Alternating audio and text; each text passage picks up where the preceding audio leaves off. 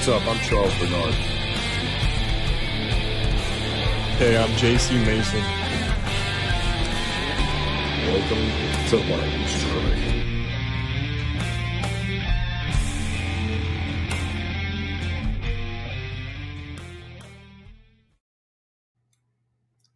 Mesdames, Messieurs, bonsoir et re-bienvenue à Lightning Strike, épisode, je perds le compte parce que ça fait longtemps qu'on n'en a pas fait. Je tenais à commencer l'épisode aujourd'hui tout seul parce que je voulais vous donner quelques mises au point par rapport à ma situation et la situation podcast, la situation Stone Performance, tout ça. Donc, JC est présentement en France. Donc, il est en train de jouer sa saison là-bas. Je pense que ça va très bien. Mais ça crée des difficultés pour coordonner les horaires, étant donné du décalage. Donc, je suis solo aujourd'hui avec Félix Morin, qui va être notre invité. Ça fait longtemps que je n'ai pas fait un podcast en français aussi. Excusez-moi si je perds mes mots. Mais bref, ça va être super le fun de parler avec Félix, avec qui je suis allé au secondaire et qui est présentement un joueur à l'université Canisius, dans l'État de New York. Buffalo pour être plus exact. Et c'est ça, je voulais prendre quelques minutes pour faire quelques mises au point. Je suis présentement à Saint Paul, au Minnesota. Je m'entraîne avec Austin Yoakum, qui est un entraîneur dans une facilité privée, un centre privé, devrais-je dire. Et il y a aussi une formule en ligne que je trouve très bien faite, très bien structurée, qui lui permet d'avoir beaucoup plus de temps à lui-même puis qui lui permet de travailler avec beaucoup plus d'athlètes. Donc, c'est pour ça que je suis ici présentement. Puis c'est pour cette raison principale-là que je voulais venir faire mon stage pour mon bac avec Austin ici au Minnesota. Puis c'est vraiment le fun, c'est vraiment apprécié qu'il m'ait accepté aussi vite. Il n'y a pas vraiment de programme là, de stage, mais je lui ai envoyé un message via Instagram et les réseaux sociaux ont fait un petit miracle pour faire en sorte que ça marche. Donc, je suis ici pour les 5 prochaines semaines. Ça fait déjà presque une semaine que je suis là. C'est vraiment le fun. On s'entraîne le matin. Je vais commencer à être un petit peu plus impliqué là, dans les activités de sa business. Je vais l'aider un peu à enregistrer des vidéos. On va publier plusieurs vidéos ensemble. Je vais commencer à faire quelques recherches sur des projets personnels. Pardon. Puis, c'est ça. Chaque semaine, je vais faire une présentation là-dessus. Je vais travailler sur un plus gros projet à la fin. Une présentation sur un sujet qui me tient à cœur. Je n'ai pas encore statué encore exactement sur quoi ça allait être, mais je vais vous garder à l'affût parce que je pense que ça va être bien intéressant et bien constructif, tout ça. Alors, c'est ça. Je suis ici pour les 5 prochaines semaines. Puis après ça, je retourne à Québec. Je vais aller jouer Junior Elite avec les Diamants de Québec. Ma dernière année en tant que joueur de 22 ans. Très excité de revenir avec les D's. J'ai bien hâte de jouer au stade, de revenir jouer avec les boys, d'avoir du fun, de voir un noyau de joueurs qui est complètement différent de la dernière fois que j'ai joué avec les Diamants à Québec. D'être le plus vieux dans le vestiaire avec mon bon ami Joey Rousseau. Donc, j'ai vraiment très hâte de retourner à Québec. Puis, comme je dis, d'avoir beaucoup de plaisir. Peut-être faire quelques apparitions en tant que chanteur avant les matchs sur la terrasse. Choses comme ça. Puis, c'est ça. On va avoir du fun. On va jouer au baseball. Puis, après ça, c'est ça. Après ça, mon parcours prend une direction différente. C'est la fin de mon parcours en tant que joueur à l'Université de Maryland Eastern Shore parce que je gradue à l'automne. Donc, je ne retournais pas pour jouer au fall ball avec eux là-bas. Mais il me reste encore 2 ans d'éligibilité pour jouer en NCAA Division 1. En fait, NCAA Trop. Donc, peu importe Division 1, 2, 3, je peux transférer de mon université à une autre afin de jouer mes 2 dernières années. Donc, mon objectif, c'est de m'entraîner pendant l'automne puisque ma session est toute en ligne. Fait que ça va me permettre d'être dans un mode entraînement plus intense qui, je pense, qui va me bénéficier beaucoup plus que d'être dans un contexte d'équipe où le focus est moins personnel et moins développement et plus rodage pour la saison, étant donné que je ne serai pas là pour la saison de toute façon. Et je me cherche un programme de MBA probablement pour aller faire une maîtrise à quelque part qui va me permettre de jouer au baseball en même temps. Donc, ça c'est ma situation du moment. Je suis présentement en attente de Félix. Je tenais juste à commencer le podcast par moi-même. Ça se peut que je coupe ce bout-là de toute façon dans la version finale, mais je trouvais ça quand même le fun de faire quelques mises à jour, de jaser un peu avec moi-même pour informer les auditeurs. Peut-être qu'il y en a que ça les intéresse. Puis c'est ça, j'ai plein d'autres projets. Là. J'ai commencé à faire du training en ligne et d'offrir un produit avec lequel je suis vraiment satisfait. J'ai présentement quelques clients là, qui sont déjà en train de s'entraîner avec moi, qui ont de très bons résultats, puis qui sont super motivés de continuer leur training, puis de s'améliorer, de devenir meilleurs dans plusieurs sphères de leur vie, pas juste au baseball. C'est ça que j'aime le plus du coaching, en fait. C'est d'être capable d'accompagner les jeunes dans leur parcours, puis d'être capable de leur parler, puis d'être là pour eux dans des situations où des fois, tu aimerais avoir quelqu'un, mais qu'il n'y a personne, mais c'est là que j'arrive, puis que j'ai été à leur place il n'y a pas si longtemps. Il y en a qui ont presque mon âge, en fait, puis qui sont presque aussi bons ou meilleurs que moi. Fait que c'est ça qui est le fun, ça me permet de discuter, d'apprendre beaucoup en les coachant, moi-même aussi. Ça me permet de me coacher mieux aussi après. Puis ce qui est le plus fun dans tout ça, c'est que moi, pendant ce temps-là, je continue mon développement en tant que joueur. Fait que je continue de travailler avec d'autres coachs, mais je m'entoure de gens qui sont vraiment bons, à mon avis, puis dans lesquels j'ai confiance. Puis c'est ça, ça me permet de me développer, d'apprendre d'eux, d'apprendre des meilleurs. C'est une autre raison pourquoi je voulais venir ici avec Austin, parce que je pense que c'est un des meilleurs en termes de strength and conditioning de l'industrie présentement.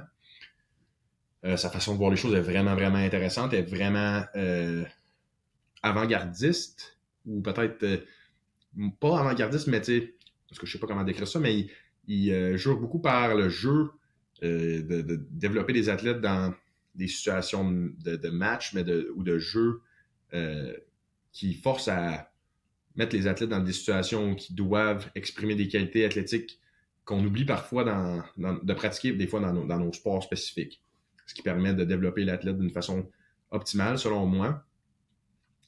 C'est ça, beaucoup, beaucoup de jeux avant qu'on commence à s'entraîner en salle. Là, on fait presque 1 heure de jeux différents avec toutes sortes de règles qui font en même temps penser. Ça développe certainement des habiletés cognitives qu'on oublie, comme je dis, dans le training, parfois parce qu'on se concentre tellement sur notre sport qu'on ne fait pas grand-chose d'autre. Fait que ça, j'adore. C'est la façon de voir les choses. Je m'entraîne avec des entraîneurs aussi à Trail Athletics en Caroline du Nord, qui sont probablement la place de lanceur la plus renommée au monde en ce moment. Donc, je suis déjà allé là 2 fois dans le passé. Je risque de retourner là à l'automne pour m'entraîner encore. Puis c'est ça, j'essaie de m'entourer du monde le plus qualifié possible. Des gens qui ont beaucoup de choses à offrir, puis beaucoup de savoir à partager, ce qui me permet de devenir meilleur, puis après ça, de pouvoir redonner ces connaissances-là, puis ces apprentissages-là aux plus jeunes ou aux moins jeunes, à tout le monde qui souhaite en apprendre plus sur le baseball et toutes les autres choses qui m'intéressent. Donc, c'est ça. Là, je suis en attente de Félix, qui devrait être là d'une minute à l'autre. Je vais lui envoyer un petit message ici.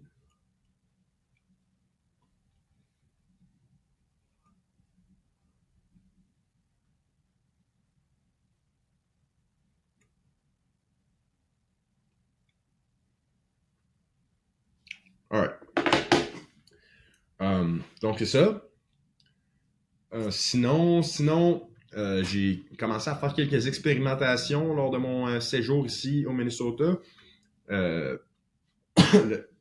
gym où je m'entraîne est à côté d'une place de sauna et de bain glacé. Puis, j'ai pris un abonnement là pour le prochain mois. Puis, je vais faire une genre d'expérience. Là, je vais essayer d'y aller à chaque jour et voir comment mon corps répond à ce stimulus-là.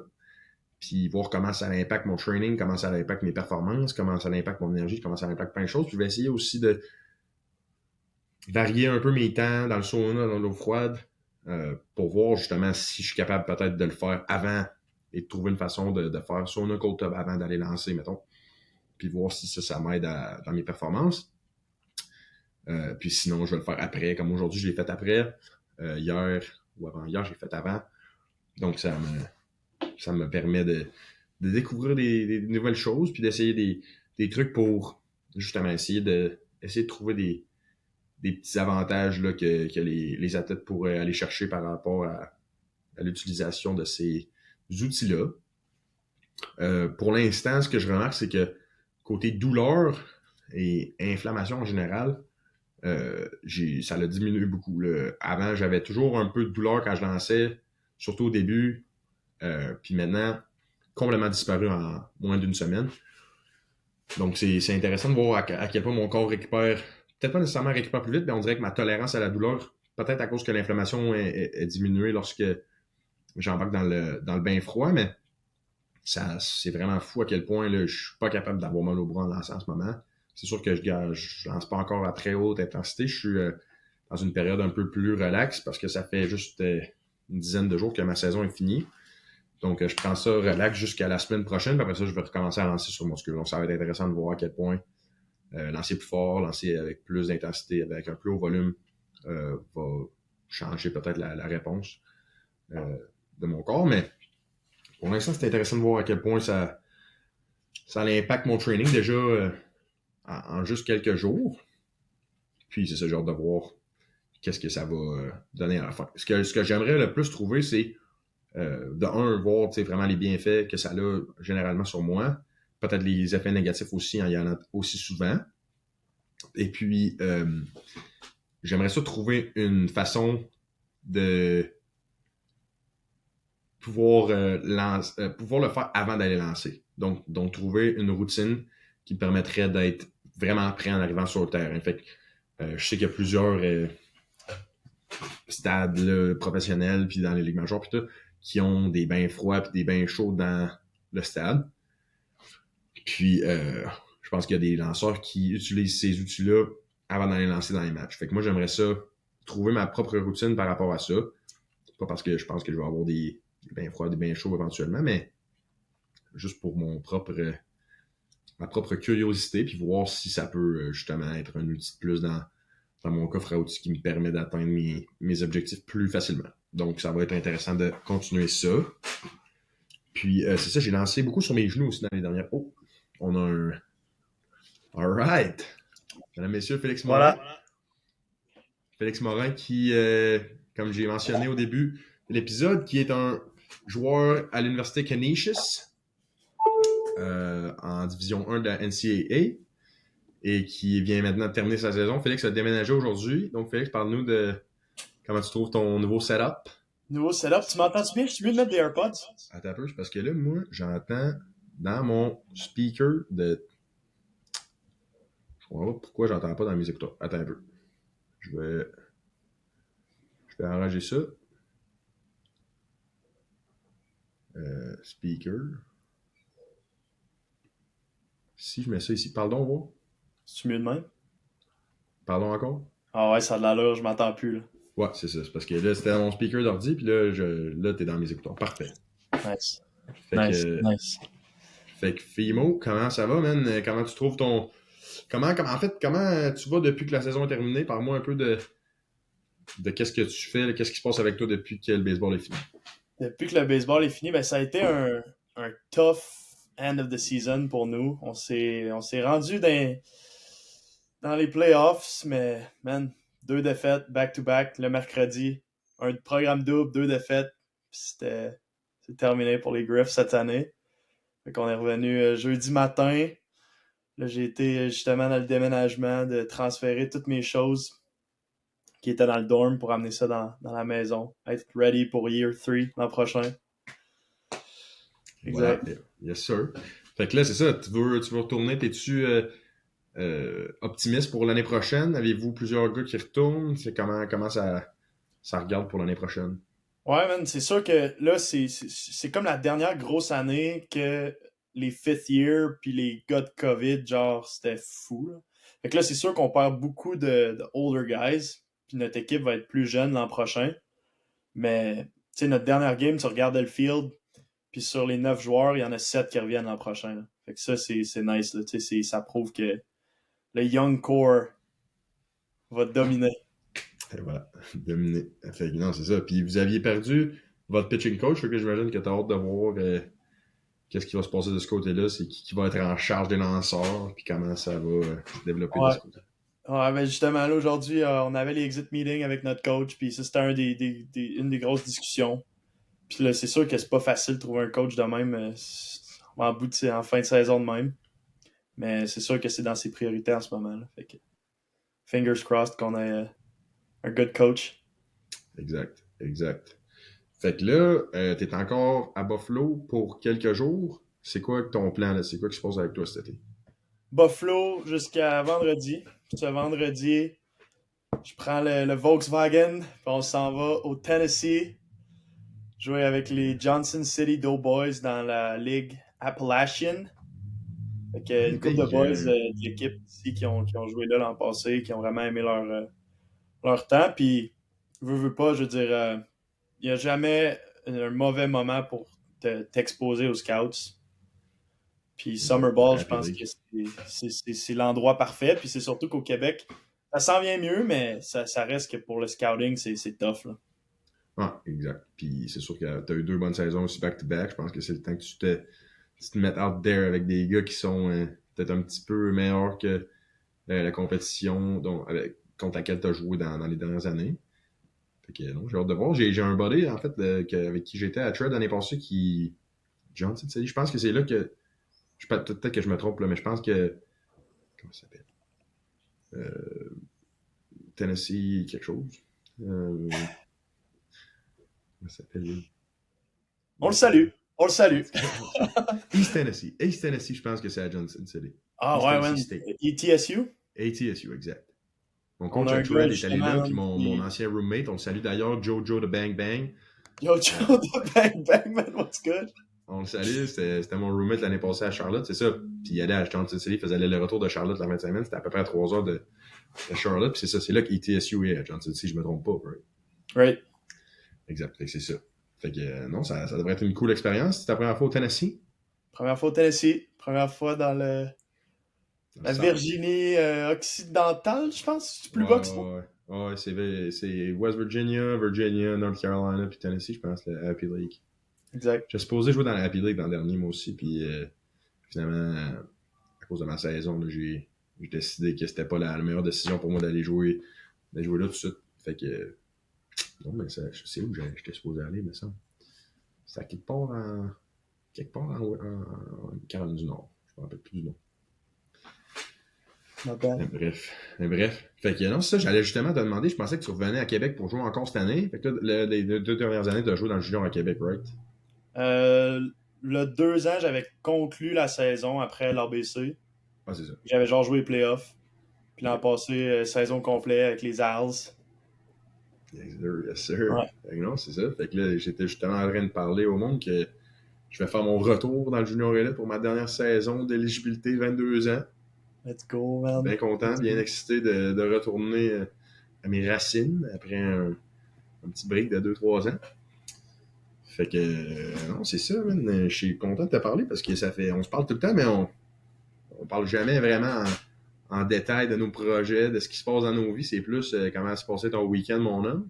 Toujours des niaiseries, hein. C'est ça, c'est un peu niaiseux, nos conversations tout le temps. Fait que j'avais envie d'y aller un petit peu plus en profondeur aujourd'hui, puis de parler de quelques sujets qui m'allument, puis que peut-être on est capable de développer quelques bonnes idées là, par rapport à ça. Fait que c'est ça, justement, je voulais te demander, qu'est-ce que tu penses de Summer League versus s'entraîner en tant que lanceur dans l'off-season, surtout comme un gars qui joue au college?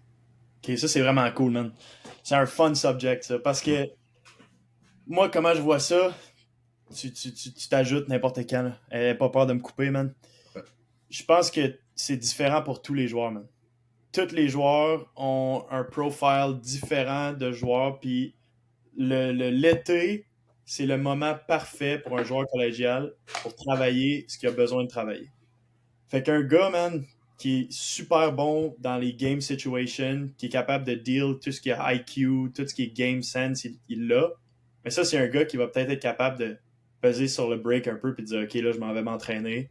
I don't really need to play ball anymore. » Tandis qu'un gars, au contraire, qui a justement, qui n'a pas trop joué de l'année, qui n'a pas tant lancé, ben là, lui, man, Summer Ball, c'est parfait. Là. C'est là que tu vas checker tes reps, c'est là que tu vas... Parce que Summer Ball, pour ceux qui le savent moins, c'est une trolley de game. Là. On parle de genre 5-6 games semaine.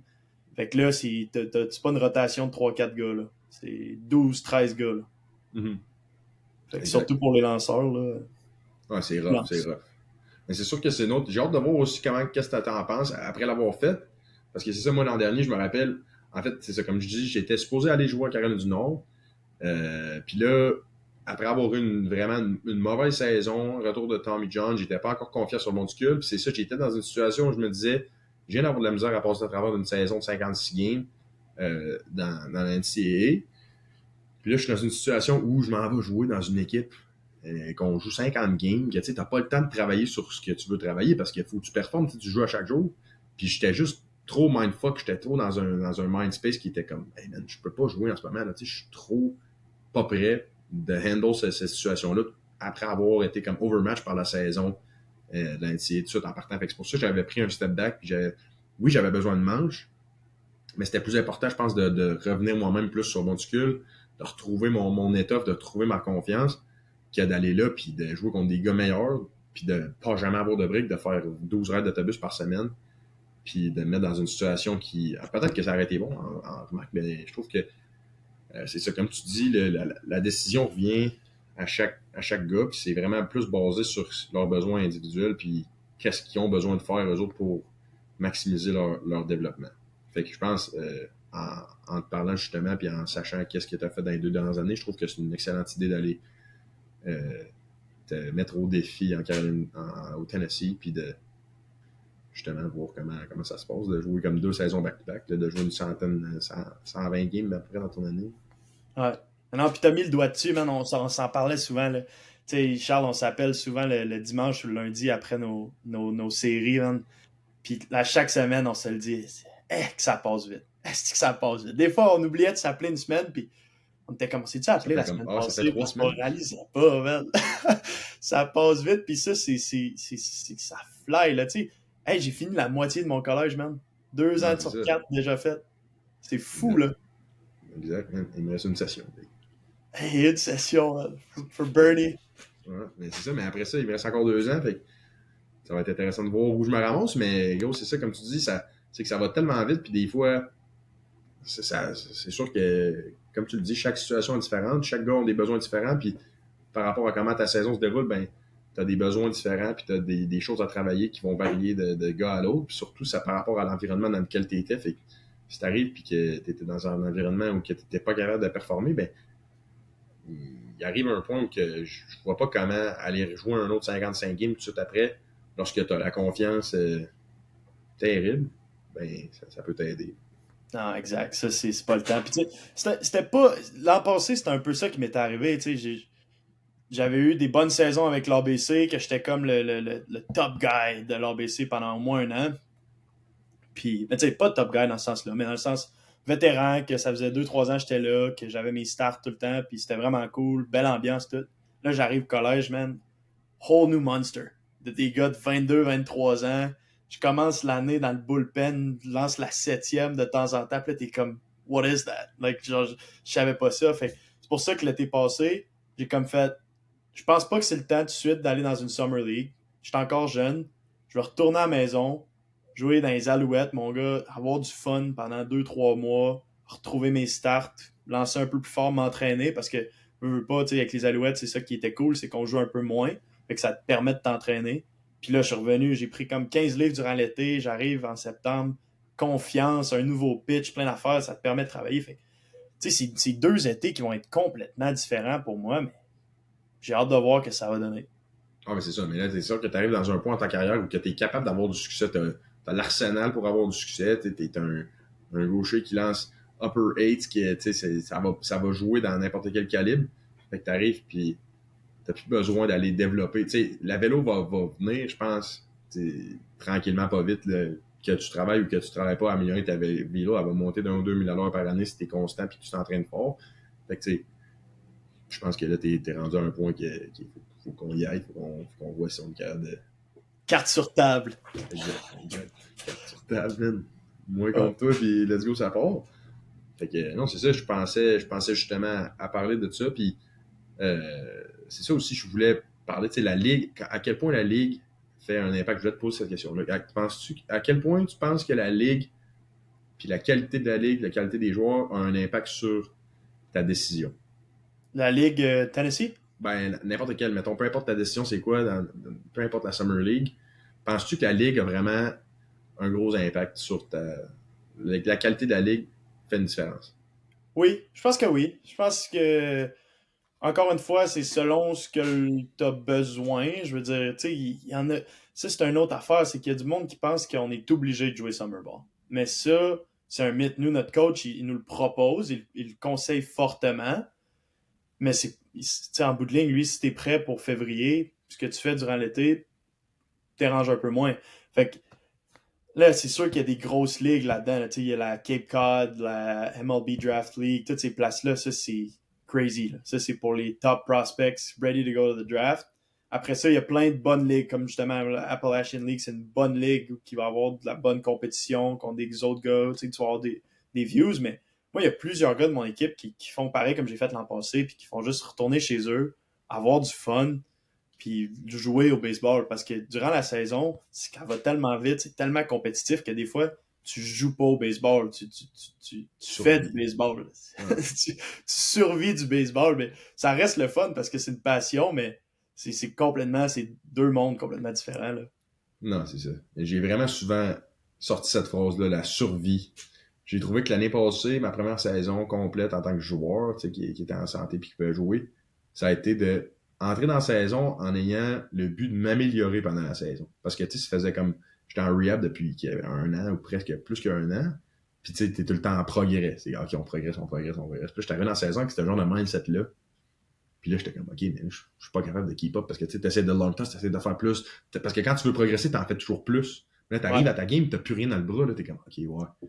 Finalement, le progrès, faut mettre ça un peu de côté. Il faut faire un step sur le side. OK, on va mettre ça sur pause. Puis là, on va survivre la saison. Puis après ça, on va... Fait que, c'est sûr que là,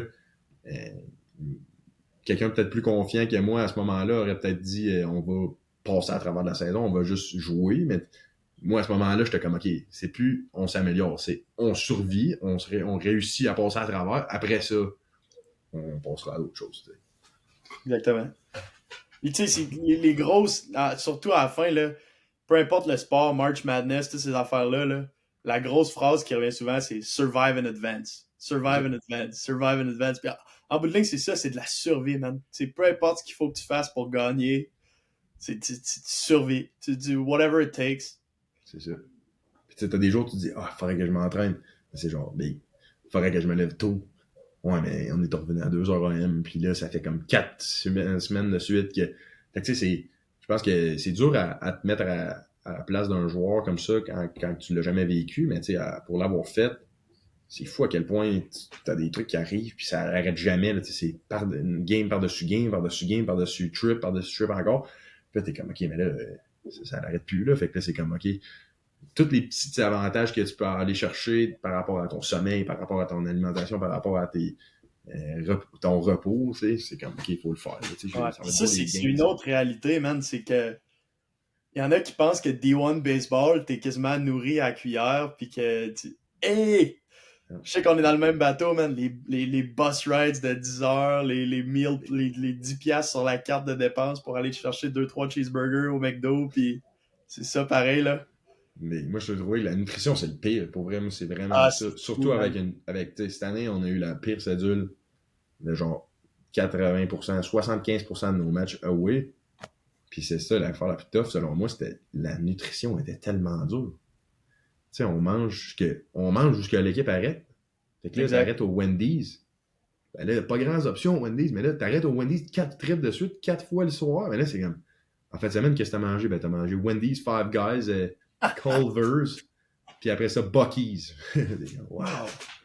Alors, je me suis avané. On arrête, man, on descend du bus, là. Puis là, j'ai pris un bon 3,60, man. Wendy's, McDo, PFK, Taco Bell, puis 2 autres niaiseries de même, man. Arby's. Là, j'étais comme, arc, man. Est-ce que c'est sérieux?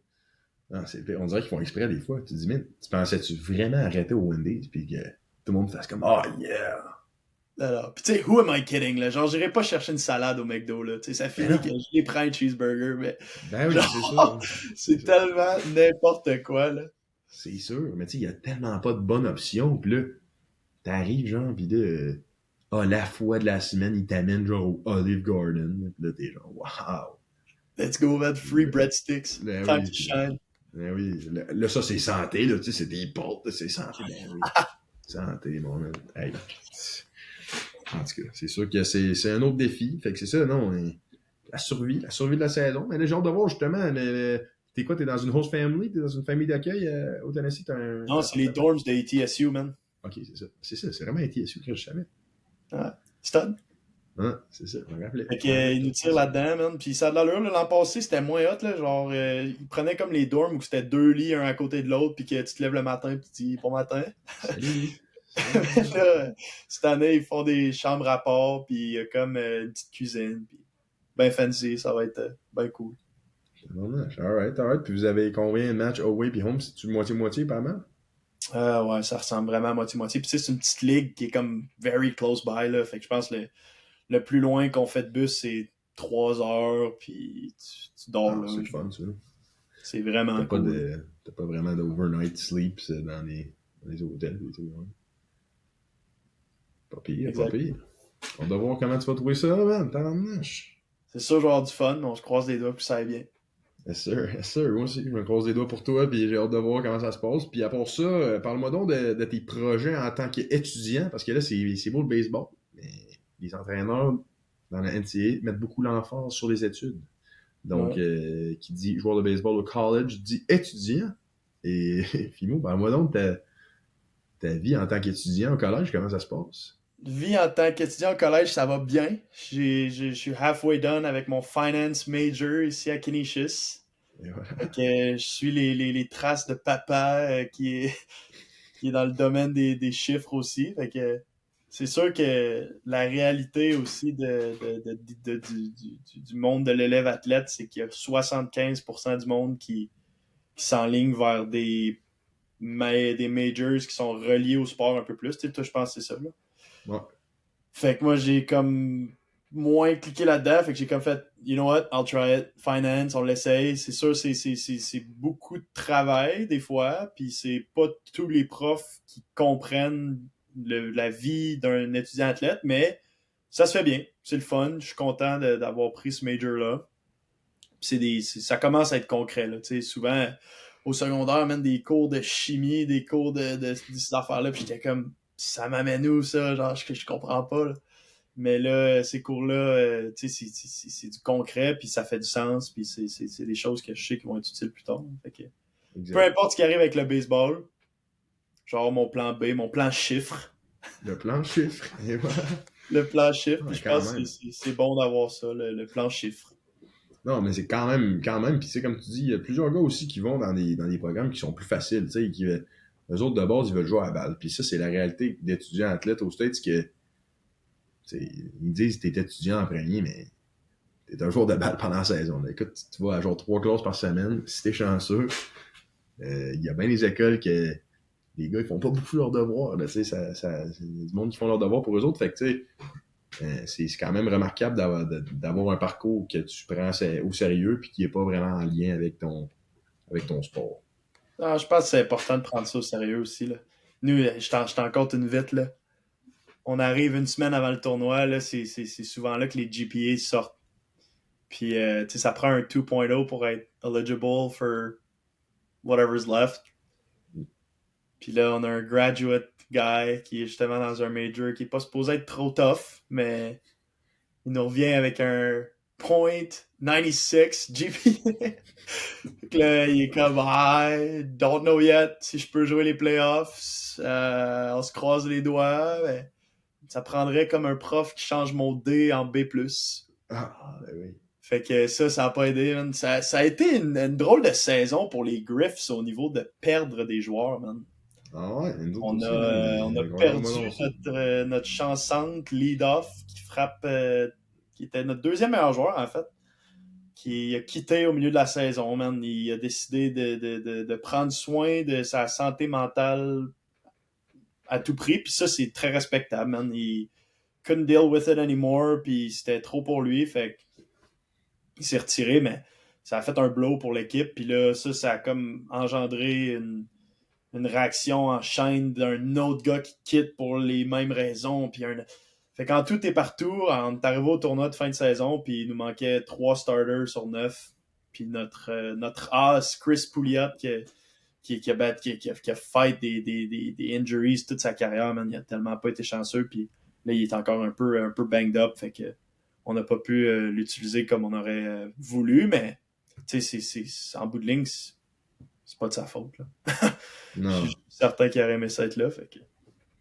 Ah, Ça, by the way, quand tu parles d'élève athlète, mon gars, là, Chris Pouliot, il a fait 10 sessions, puis il n'a pas eu en bas d'un 4.0, jamais. Il a juste eu des A en biologie. Ça, c'est pre-med bio. Pre-med, ouais. Pas mal. Quand même, le Chris. Fait que là, il va se faufiler dans la médecine québécoise. Non, incroyable. Fait que ça, il a fini, puis il s'en vient en médecine au Québec. Terminé. Ouais. Je sais pas encore s'il va faire médecine ou s'il va comme... ça va dépendre de ses admissions, là, mais je suis sûr qu'il va rester dans le domaine de la santé puis trouver une façon de rentrer un jour ou l'autre. Là. Exact. Content pour lui, Chris. Ouais. Il faut que je le reçoive bientôt sur le pod. Un homme plein de sagesse, le Chris. Un homme de peu de mots, mais de plein de sagesse. Exact. Non, c'est ça, j'y parle pas souvent, mais toujours des conversations intéressantes. Fait que c'est ça peut-être un jour avec Chris, il faut ça faire un petit podcast. Mais ouais, je trouve que là, tu nous as parlé d'une situation intéressante par rapport aux joueurs qui quittaient l'équipe, puis ça l'amène à un autre genre de corrélation par rapport à ce que je disais de la survie. Il y en a qui sont juste pas capables de... Tu sais, surtout dans... C'est sûr qu'il y a des programmes qui ça va super bien, puis il y en a qui l'ont... des équipes qui gagnent, puis quand tu gagnes, tout va bien. Mais il y en a souvent que tu perds, puis souvent dans des plus petites écoles comme nous, début de saison, c'est tough, parce que là, tu joues contre des écoles qui sont meilleures, puis là, tu t'en vas plus au sud, puis là, tu te fais donner des bonnes rinces. Puis là, tu commences l'année, t'es genre 0-9, tu sais, si t'es chanceux, tu vas te gratter une win, mais tu sais, ben là, tu commences, puis ça va pas bien, il y a des tensions qui se créent tout de suite de gens en partant, puis là, t'es sur la route, t'es loin, tu fais des raids de bus de 15 heures, tes cours, ça va pas nécessairement bien parce que t'es parti pas mal, fait il y a tout ça qui rentre en ligne de compte, puis là, le monde, ils disent, mais voyons, comment ça, mais il y en a que, tu sais, les autres, ils sont comme, ils n'ont par-dessus la tête, là, puis pas te mentir que cette année, je l'ai eu par-dessus la tête à maintes reprises, là, puis ça m'a pris tout mon petit change pour me dire, OK, let's go, on finit ça, tu sais, on finit. Mais c'était pas toujours facile. Non, parce que la raid de bus le dimanche soir, après que tu aies donné 5-6 points ou que tu aies été 0-9 avec 6 codes durant le week-end, là, ça roule, là. Là, t'es comme, j'ai hâte d'être à la maison parce qu'en ce moment, j'ai pas le goût d'être ici. Exact. Mais aussi, puis là, t'arrives, puis là, faut que tu processes que, fuck, j'ai 2 examens demain, j'ai ce devoir-là. Parce que bien souvent, les gars, ils attendent le dimanche soir avant de faire leur devoir, tu sais. Ben oui, pourquoi le faire? Pourquoi faire ça le vendredi, tu sais? Quand t'as le temps à l'hôtel, ben non, on va aller jouer à Super Smash Bros dans la chambre avec les gars. Puis là, t'arrives, puis merde, j'ai 22 papiers à remettre. Fait en sorte que ça l'ajoute un stress supplémentaire à ce moment-là. Ouais. C'est ça. Fait que là, finance. Gars de finance, le film. T'en marche. Gars de finance, gars de chiffres, gars de numéros. Aujourd'hui, j'ai sorti le Excel avec le coach pour parler scholarship. Puis on utilise ça à notre avantage, Charles. On utilise ça à notre avantage. Là, dans le fond, tu switches ça ici, puis tu soustrais le scholarship de l'autre gars, puis tu me le mets tout. Le total, c'est toujours pareil. Fait que ça, dans le fond, c'est l'argent que tu donnais au gars qui vient de te texter, qui transfer. Ben, moi, je reste. Fait que dans le fond, c'est ça. C'est ça. Là, tu vois le total ici en bas, là, si tu fais moins à lui, plus à moi, boum, tout marche, et voilà. Notre balance sheet, elle marche, en accounting, tout est beau. Voilà. Assets, liabilities, égal. Et voilà. Merci, bonsoir. C'est ça. Et voilà. Tout est sous contrôle. Mais non, mais. Puis ça se passe comment, cette conversation, mettons, avec ton coach, genre, t'arrives, pis Il y a ça aussi au collège que tu as une relation avec tes coachs qui est complètement différente de tous les autres niveaux parce que non seulement ton coach est ton coach de baseball, mais c'est comme ton superviseur par rapport à tout ce qui est école. Fait que c'est comme ton boss puis ton coach. Puis c'est dur un peu à comprendre pour ceux qui n'ont jamais joué, mais ton coach joue vraiment une grosse partie de ta vie. C'est comme, il est tout le temps là. Ton coach, il est toujours 24 heures sur 24, on dirait, impliqué de près ou de loin dans ta vie. Puis des fois, c'est bon, puis des fois, c'est pas bon. Puis des fois, ça l'amène à des conversations qui sont plus ou moins le fun, puis ça l'amène à des trucs il va falloir qu'on passe à l'action. Parle-moi donc de ça, justement, à quel point ça joue un rôle, les coachs jouent un rôle important dans ta vie lorsque tu arrives comme athlète en D1 ou NCAA Prep. J'ai été très chanceux, mais en même temps, c'est un peu pour ça que j'avais décidé de venir ici. Le coach Mazurek, man, c'est vraiment très bon gars. C'est un hard guy on the field qui est vraiment général. Faut que tu fasses ce qu'il demande, puis il faut que tu fasses comme qu'il veut que ça soit fait. Mais c'est un très bon gars qui a un bon baseball mind, puis il a une jeune famille, puis ça paraît qu'on était important pour lui, mettons. Je sais pas si tu comprends ce que je veux dire, mais il nous le dit tout le temps, là, one call away. If there's anything, you call me, one call away. Puis ici, Canisius, c'est tout petit. Buffalo, c'est tout petit. Le vibe de la ville, de l'école, de l'équipe, c'est de même. C'est comme une grosse maison. Tu sais tout ce qui se passe dans la ville, tu sais tout ce qui se passe dans l'école, tu sais tout ce qui se passe. Fait que lui, il sait tout ce qui se passe dans ta vie, puis blablabla. Puis fait que c'est cool d'avoir un gars qui est comme au top de tout ça, qui est gentil, qui comprend, puis qui est un peu froid par moment, un peu froid, comme tout bon mais coach. qui en bout de ligne, qui veut le meilleur pour toi, puis c'est ça qui est important. Là. Non, c'est ça.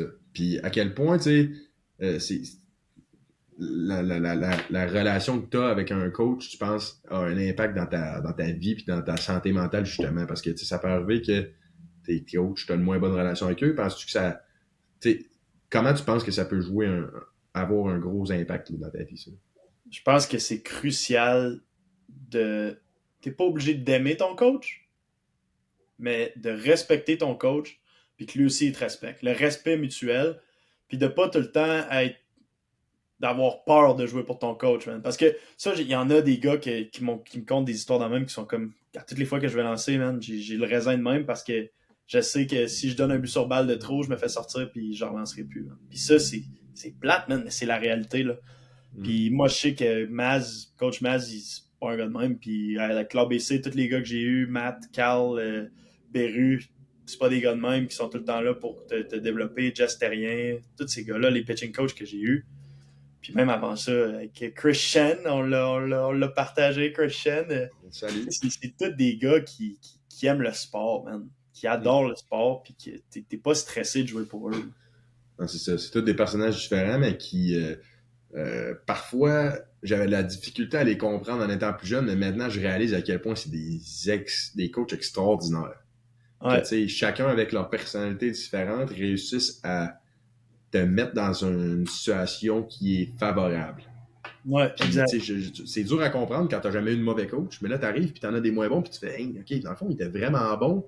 Je comprenais pas pourquoi il faisait ça, mais là, à un moment donné, ça clique. Puis ça m'amène à un autre point que la communication par rapport, à mon avis, c'est ce qui est le plus important avec toi et ton coach. Comme tu dis, t'as pas besoin d'être son meilleur ami, t'as pas besoin de l'aimer tant que ça, mais il faut que tu sois capable de communiquer, puis ça va dans les deux sens. Puis c'est très dur, j'imagine surtout pour des gars qui ont tu sais, moi j'ai pas de misère à parler à personne, j'ai jamais eu de misère à parler à personne, puis ça, j'ai pas de problème à faire le premier pas pour aller parler à mon coach, sauf que tu sais, des fois c'est pas très inné d'aller leur parler quand t'es quand même un peu dans le néant, puis que là, tu sais, ils viennent te sortir, puis là, tu sais pas trop pourquoi, puis là, ça te stresse, puis tu sais pas, mais là, s'ils te parlent pas, ben, tu peux rester dans cette espèce de spirale-là que t'as l'impression que tout le monde, tu sais pas que t'es comme dans le néant, tu sais pas ce qui se passe. Fait que, tu sais, c'est important, là, vraiment, vraiment d'aller parler à tes coachs, puis de pas avoir peur d'aller leur poser des questions. Évidemment, tu veux rester respectueux, tu veux pas être en confrontation avec eux, mais toujours leur demander si c'était des questions, puis de faire ça derrière les portes fermées, puis souvent, là, ça va t'aider pour pas les exposer, puis parce que c'est une grosse game d'ego aussi. Là. Si t'arrives, tu dis, ben voyons coach, pourquoi on fait ça? Puis là, tu dis ça dans tout le monde, mais là, lui, ça le froisse là, bien souvent là-haut. Là. Faut pas que tu froisses leur ego bien, mais. Non, puis ce monde-là sont pas parfaits non plus. Là. Souvent, quand tu vas dire pourquoi qu'on fait ça, puis t'as raison, là, genre, puis là, ils sont comme, ah, je sais pas. Fait que là, ils sont comme juste comme, ah, arrête de me parler, puis on continue la pratique. Là. C'est ça. C'est ça, faut faire attention. Puis il y a ça aussi, t'as raison. C'est que ça se peut, tu sais, ça arrive que ton coach, c'est un humain normal comme tout le monde, puis il est pas parfait. Puis, tu sais, comme toi, Fimo, t'es un smart guy, puis ça reste que t'es un smart guy pareil, même quand t'es avec du monde plus vieux qui ont plus d'expérience. Fait que t'arrives, puis des fois, tu te dis, man, je suis pas à ma place, tu sais, je devrais peut-être pas, mais des fois, t'as vraiment raison, mais sauf que c'est là qu'il faut que tu fasses attention à la game d'ego, il faut que tu approches de façon respectueuse, puis que tu fasses bien attention à ce que tu dis, parce que là, après ça devient une genre de compétition malsaine, puis que je l'ai comme vécu cette année, je n'élaborerai pas trop là-dessus, mais c'est pas l'idéal. Non, puis cette année, surtout, ça, c'est cool parce que Coach Mazurek, ici, c'est un gars qui a toujours coaché le bat. C'est un coach de bat, il n'a jamais trempé ses pieds dans le pitching. Puis là, nous, on est face à une situation que la journée avant la première game de conference, notre coach de lanceur remercie de ses fonctions. Fait que là, on se ramasse qu'on n'a pas de pitching coach. Puis là, Coach Maz, il essaie comme de ramasser le domaine sur son dos. Puis là, c'est comme, ça va vite pour tout le monde, ça va vite pour lui. Fait que là, des fois, il disait des affaires, puis j'étais comme, ouh, ça fait moins de sens. Mais là, t'oses pas aller le voir, tu sais, whatever, it is what it is. Puis là, je me disais, là, il faut que je pense à ce que Chris m'a dit, que Matt m'a dit, que Carl m'a dit, que Jess m'a dit, que Beru m'a dit, tu sais. Fait que là, c'est là que tu dis, OK, là, c'est ça, je travaillais ça avec l'ABC, puis là, je l'ai pas encore tout eu, fait que là, c'est ça que je vais travailler aujourd'hui, ou tu sais, ah là, telle affaire, Chris m'aurait dit quelque chose de faire ça, puis se parler, puis fait que c'est là que toute ton expérience aussi vient aider le futur. Puis c'est là que les choix que tu prends sont importants, puis le monde que tu rencontres sont importants. Mm-hmm. Mais sauf que c'est bien, par contre, que ton coach vous ait laissé la latitude de faire ça, par contre. Tu sais, de pas justement vouloir trop contrôler tout, puis dire, OK, regarde, c'est pas mon domaine. Je reprends ce pitching staff-là, mais regarde, je vais dire des affaires, des fois, je vais me tromper. Mais tu sais, que tu sois capable de quand même faire tes trucs toi-même, puis que par après, avoir une conversation, dire, hey, j'ai fait ça, moi, je travaille là-dessus, telle affaire, t'es-tu d'accord? Oui, parfait. Tu sais, d'avoir cette relation-là qui est cordiale entre ton coach et tes joueurs, je pense que c'est ça l'idéal. Puis comme tu as dit, de pas avoir peur, de laisser tes joueurs faire des trucs, de les laisser être eux-mêmes, de les laisser expérimenter dans la mesure du raisonnable, de faire des trucs que genre, hey, je veux faire ça. Tu sais, moi, ça me tente, mettons, je pensais à ça l'autre fois, mettons, moi, ça me tente de squatter à tous les jours. Parce que je pense que ça va me faire lancer fort. Mais je dis ça de même, c'est niaiseux, mais mettons, tu aurais un joueur qui dit ça. Mais là, en tant que coach, c'est facile de dire, ben voyons, t'es vraiment cave, pourquoi tu ferais ça? Mais sauf qu'un bon coach, un meilleur coach, dirais-je, ferait comme, OK, je trouve que c'est pas une bonne idée. Toutefois, si tu penses que ça va t'aider, fais-le, expérimente-le, parce qu'il y a certains, tu sais, moi, je sais qu'il y a des certaines situations où que ça faisait aucun sens que ce que je faisais, mais fallait que je le fasse. Fallait que je me prouve que ça marchait pas ou que ça marchait. Fait que, tu sais, fallait que j'y aille pareil. Puis c'est ça, tu sais, devenir un adulte, de maturer, de vouloir expérimenter certaines choses pour, après ça, apprendre de ces expériences-là. Mais si tu prives ton athlète de faire ça, ben là, tu lui prives de grandir, et puis là, tu construis un genre de désir intérieur de vouloir briser les règles, entre parenthèses, parce que tu crées ce genre de bubble-là autour de lui qui lui empêche de faire ce qu'il veut faire vraiment. Puis c'est ça c'est pas bon. Non, puis il faut que tu connaisses le personnage aussi. Là. Moi, si je suis ton coach, Charles, je te connais. Moi puis Charles, c'est way back. On se connaît. Puis, je connais le personnage, mon gars. Je coach un gars comme Charles qui me dit qu'il veut essayer telle affaire, lancer sur ses genoux, lancer avec un saut, lancer en courant par en arrière. Tu dis, vas-y, mon gars, vas-y. Puis au pire, tu te plantes, ça marche pas. Puis tu recommences un autre drill demain matin. Puis si ça marche, you're gonna keep it.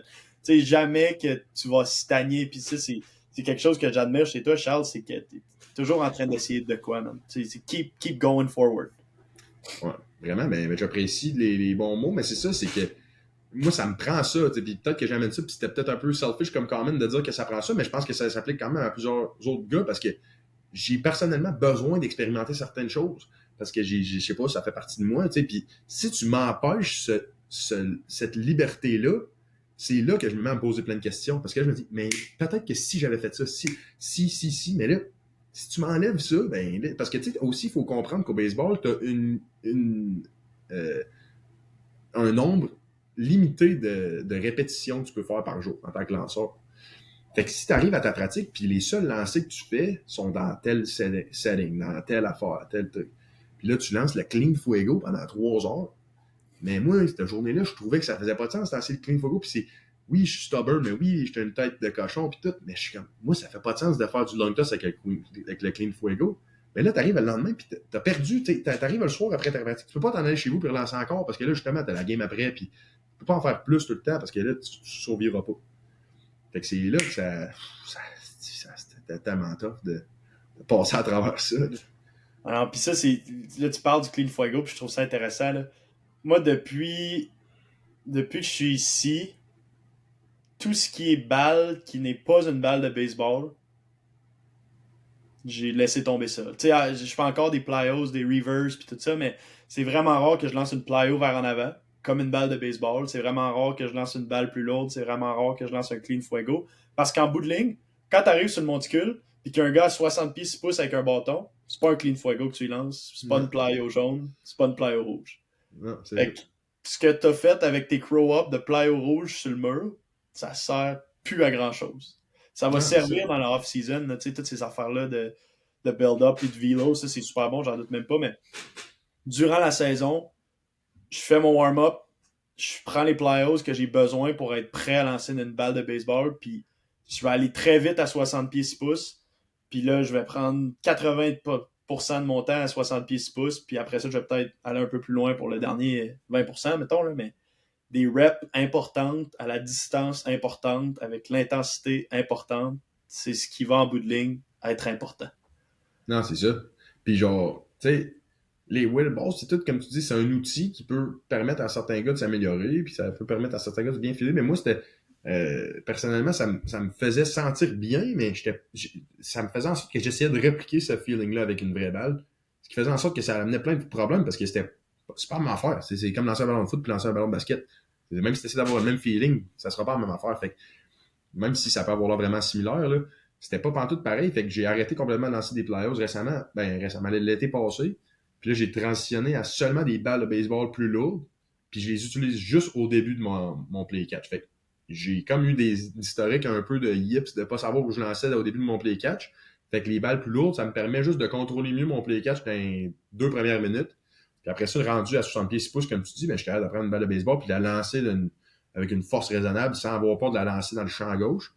Puis ça m'a aidé beaucoup là, de juste pas de chase un feeling, de juste, comme tu dis, d'aller chercher des reps de qualité à une distance puis avec une intensité qui matter, en fond, dans ce qui vraiment va se reproduire sur le monde. Puis le feeling que tu vas aller chercher, c'est un feeling de game avec une vraie balle. C'est ça. Exact. Puis il n'y a pas de meilleure façon que de lancer des balles de baseball de 5 onces à 60 pieds 6 pouces. T'sais. La classique. La classique balle de 5 onces. Non, c'est ça. Fait que. Non, c'est intéressant. Puis j'ai comme commencé à explorer. Dans le fond, ici, à mon internship, j'ai un projet comme long terme à faire. Puis là, aujourd'hui, j'ai commencé à brainstormer des idées. Puis je pensais à faire ça sur justement, pourquoi mettre des joueurs, d'essayer de fitter des joueurs dans un moule est détrimental. On peut dire ça détrimental? Je sais pas. Maybe. Est au détriment de leur développement.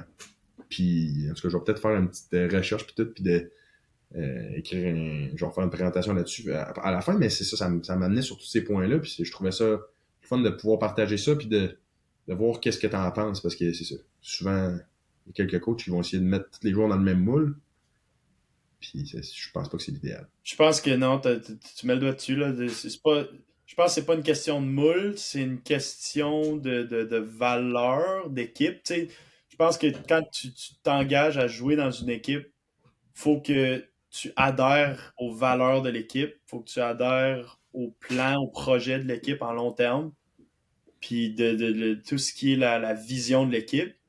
Mais ce que tu fais dans l'équipe, si ça va pas en l'encontre de cette vision-là, puis à toutes les valeurs de l'équipe, tu devrais pas être obligé de faire toutes les choses au pied de la lettre. T'sais, en bout de ligne, si le travail que tu fais aide l'équipe à aller vers le haut, exact. That's all you need, man. Exact. Et j'avais ce genre de dilemme-là. Je pense que j'ai fait un post hier que je touchais un peu à ce sujet-là, puis j'étais comme, si ce que ton coach te dit ne t'aide pas toi personnellement et n'aide pas l'équipe, pourquoi tu le ferais? Puis si tu t'aides toi, tu vas aider l'équipe comme résultat. Puis si ça t'aide pas, mais qu'au moins ça l'aide d'autres gars puis ça l'aide l'équipe, ben ok. Mais je trouve que trop souvent, il y a des. En tout cas, dans mon expérience à moi, il y a des coachs qui ont pris trop de pouvoir puis qui ont fait en sorte qu'ils m'ont empêché de faire des trucs que. Ce que j'aurais fait, ça m'aurait aidé moi, ce qui aurait donc aidé l'équipe. Puis ce que j'ai fait à la place ne m'aidait pas moi et ne m'aidait pas l'équipe. Puis je suis extrêmement mauvais à me mentir à moi-même et me dire juste ah oui, c'est pas grave, ça va marcher, ça va marcher. Parce que faire quelque chose qui fait aucun sens. Puis tu sais, dans la mesure de faire du sens puis faire pas de sens, tu sais, genre lancer des balles, c'est lancer des balles, faire du long toss, puis tout. Je suis pour variation sur un même thème. Là. Je suis pas en train de dire que juste faire du long toss, je suis contre ça, puis que je travaillerai pas fort si je trouve que ça c'est pas tout à fait comme je l'aurais fait. Mais tu sais, des principes de trucs, comme tu dis, des weighted balls, des trucs comme ça, des lancers par en arrière, des routines de warm-up différentes. Pourquoi vouloir mettre tout le monde ensemble alors que tu aurais bien plus avantage à laisser chacun faire ce qu'il aime pour après ça pouvoir vraiment te concentrer sur ce qui compte vraiment à lancer la balle à 60 pieds 6 pouces puis délègue cette autre partie-là. Les gars, ils ont déjà une routine qui les a amenés à un niveau qui a fait en sorte que tu voulais les recruter puis les avoir dans ton programme. Pourquoi changer ça? Exact. Tu sais? Ben d'accord avec ça. Puis nous, c'est ça un peu qui s'était passé là au début de l'année. Il nous a comme shooté une trolley, l'ancien pitching coach, il nous a shooté une trolley d'exercice, puis il a comme fait find what you think is good for you, and if it doesn't stick with you, then don't stick with it. Puis ça, j'ai trouvé ça cool. Il y a des gars qui, à tous les jours, ils ont besoin de faire leur lancer de med ball, ils ont besoin de faire leurs élastiques, ils ont besoin. Puis il y en a d'autres que c'est juste PVC, plyos, puis let's go. Là. C'est ça. Genre, tu sais, c'est ça. Puis chacun est différent. Puis faut que tu les laisses embrace cette partie-là d'eux-mêmes. Puis la vie va bien faire les choses à un moment donné en voulant dire que, tu sais, mettons, t'es un releveur puis tu prends trop de temps à te warm-up. Ben là, à un moment donné, il y a vraiment un vrai problème qui va arriver. C'est pas juste, là, tu prends trop longtemps, pourquoi tu fais tout le temps ça?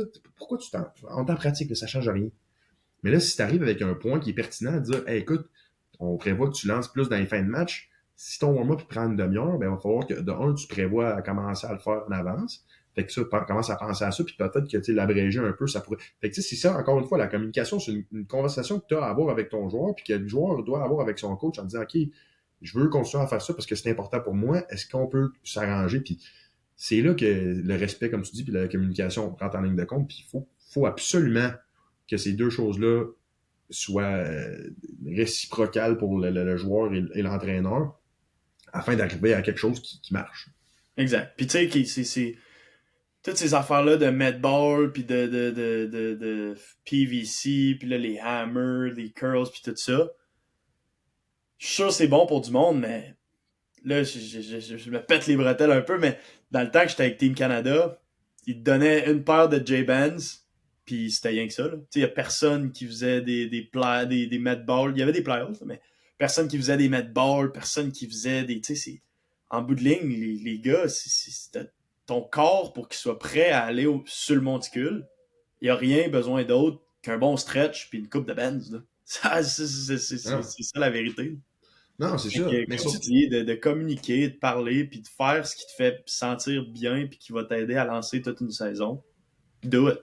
Exact, c'est ça. Puis laisse les gars expérimenter, tu sais. Comment que leur warm-up sera pas parfait, dis, OK, parfait, vas-y, fais-le. Puis à un moment donné, il va arriver une situation où il va falloir que tu remédies à la situation parce que là, ça pose un problème ou il y a un conflit entre les choses qu'on fait. Fait que regarde, c'est là que tu as la conversation au lieu d'avoir la conversation de façon trop tôt, de l'avoir trop tôt, ben laisse les choses, laisse la vie faire les choses. À un moment donné, il y a quelque chose qui va arriver, puis là, c'est là que tu as une conversation, c'est là que tu gagnes le respect de ton joueur, c'est là que tu dis, garde, je t'ai laissé faire ça, puis il faut pas que tu arrives là avec un ton condescendant, puis tout. Là, je parle en tant qu'entraîneur, parce que je commence à coacher plus de gars, puis je le vois que le rôle d'un coach, ça peut être extrêmement positif, comme ça peut être extrêmement négatif. Puis, trop souvent, j'ai l'impression que les coachs essaient d'en faire trop, alors que, justement, j'avais des coachs à Québec, comme on parlait, que je me disais, crime, man, des fois, je comprenais pas pourquoi ils faisaient ça, mais maintenant, je comprends. Ils te laissaient ton espace, puis ça faisait tellement en sorte que tu étais capable de régler les choses toi-même sans toujours avoir besoin de te faire corriger par quelqu'un. Mais ça te permet de faire tes propres expériences puis d'apprendre de ces expériences-là.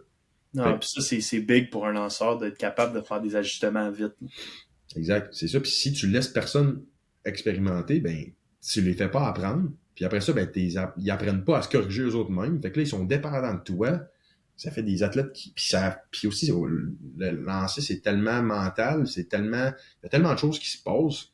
Puis si tu laisses pas les gars focuser sur des choses qui pourraient se passer dans le game, puis tu essaies tout le temps de contrôler tout ce qu'ils font, et que ça marchera jamais. Là. Genre, ils seront pas des lanceurs, ils vont être des robots. Puis aussitôt que le truc va arriver, la merde pogne dans le fan, excusez mon français, à un moment donné, le gars, il sera plus capable de gérer la situation. La merde pogne dans la fan, puis là, c'est bon. Hein, je sais plus quoi faire. J'ai jamais fait ça. Moi, il y a 3 gars, c'est but, pas de mort, puis là, je capote, puis là, je check mon wristband, puis là, je sais pas quoi faire, puis. Alors, puis là, ça, c'est le survie. Ouais. Tu remplis, pas de retrait, c'est comme, OK. Puis là, ça, c'est un truc que notre coach Maz nous a donné cette année, qui n'est pas un pitching coach, mais le meilleur truc de pitching que j'ai entendu depuis vraiment longtemps. Talk to yourself, don't listen to yourself. Ça, le meilleur exemple pour ça, c'est Bauer sur YouTube. Quand tu vas voir des vidéos de Bauer, mon gars, tu l'entends, puis il est comme, come on, get ahead, alright, I'm gonna get you, slider here, I'm gonna get you, slider here. Parce que c'est vrai, quand tu t'écoutes, c'est souvent le négatif qui va venir en premier. Quand tu te parles, c'est le positif. Fait que c'est là que c'est important. Parce que là, si tu t'écoutes, tu vas dire, ah, là, ma dernière slider était dans le pipe. Là, lui, si je lance ça dans le pipe, il va frapper une bombe. Et là, c'est là qu'il faut que tu fasses, OK, here we go. Je suis meilleur que toi. Slider, cochonne, s'en vient. T'es pas prêt. Puis ça m'a tellement aidé cette année. C'est mon truc, ça, je vais le voler, certain. Ah non, c'est fou, là. Puis moi, j'ai tout le temps, peu importe la game que je lance, j'écoute tout le temps la musique avant les matchs, puis dans le bus ou what's up, what's not.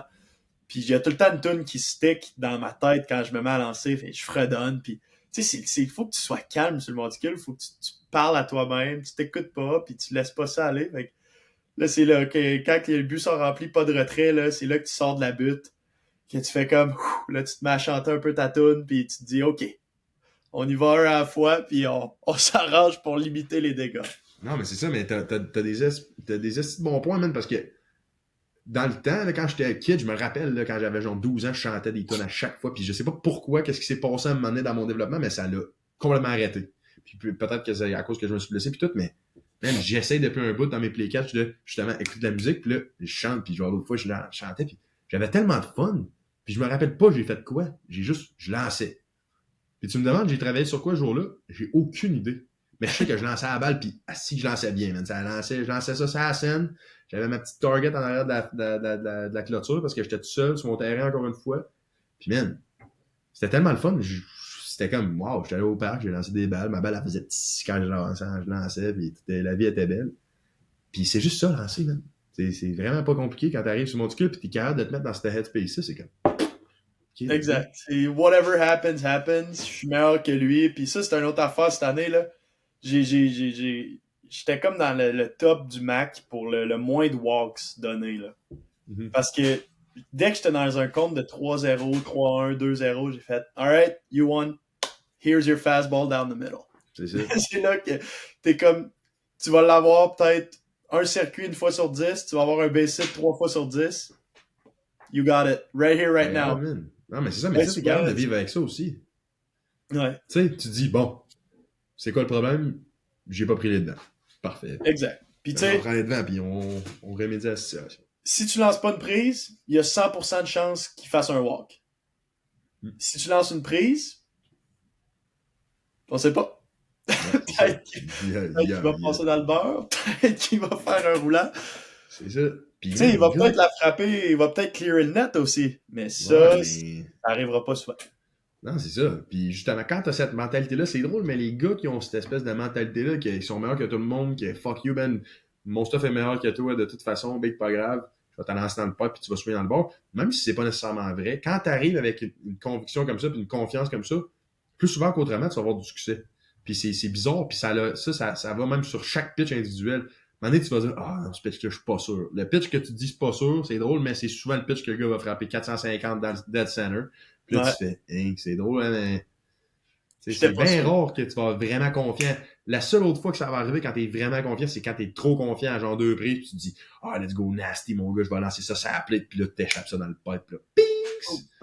Oh! Ça, c'est l'autre extrême, là, mais c'est fou à quel point le pitch qui te fait mal, c'est vraiment souvent le pitch que tu fais, ah, devrais-tu lancer ça? Ok, je vais lancer ça. Là. Ouais, non, faut que tu aies confiance. Puis ça a été une grosse partie de mon junior élite l'an passé. À Kenny-Chiche, j'étais arrivé ici, puis ma première année, ça a bien été, mais pas les chiffres que j'aurais voulu. Puis, tu sais, j'étais comme trop cute.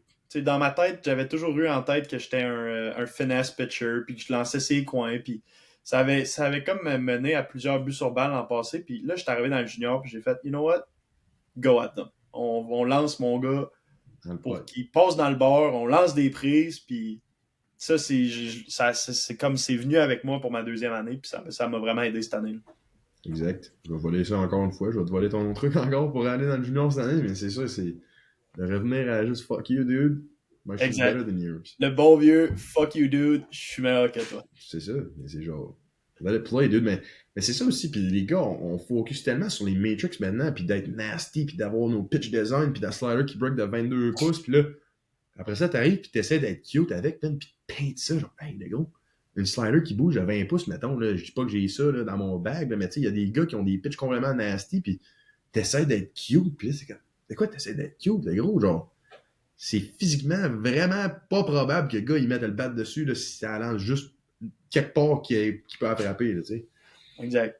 Moi, c'était ça cette année avec mon change-up. J'ai beaucoup. Mon change-up, c'est mon pitch que j'ai le plus confiance avec, si je peux dire.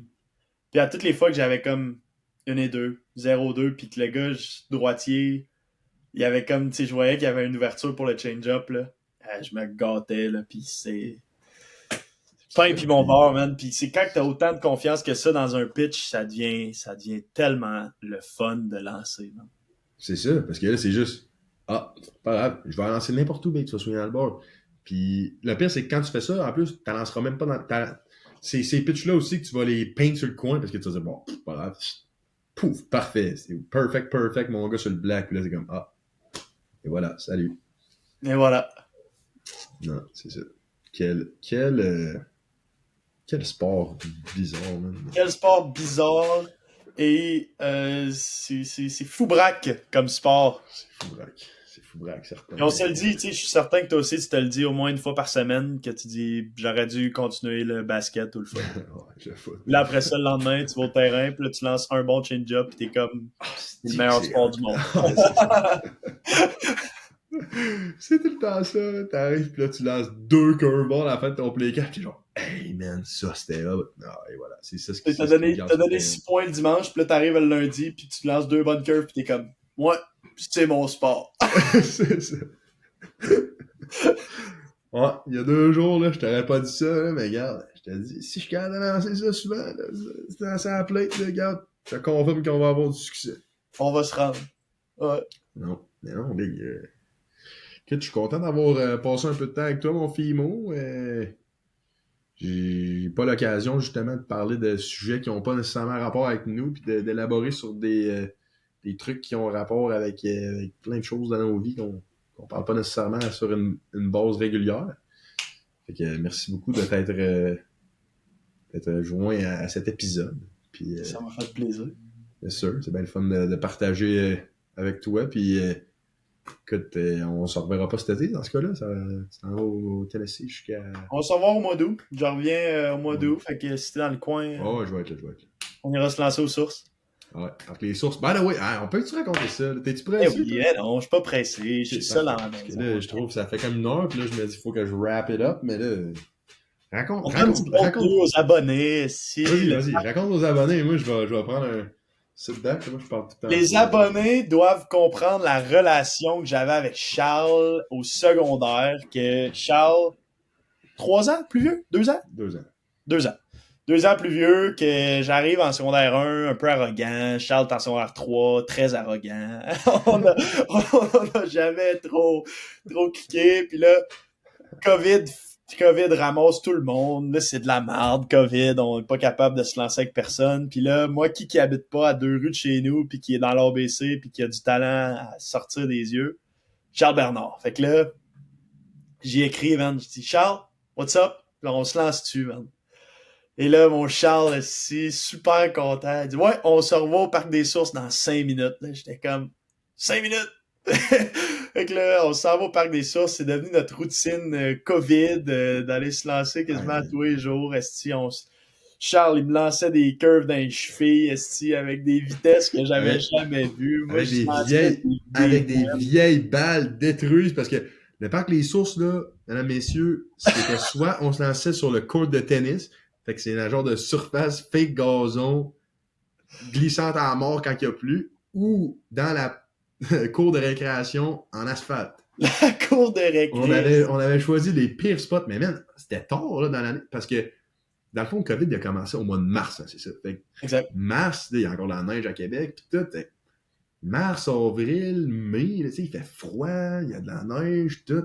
Nous autres, on s'en va au parc des Sources, mais il neigeait, je me rappelle, j'ai des vidéos dans mon cell que il neige, puis Fimo, on s'en va là, on fait jouer de la musique, puis on... Peur de rien, On se esti, lance.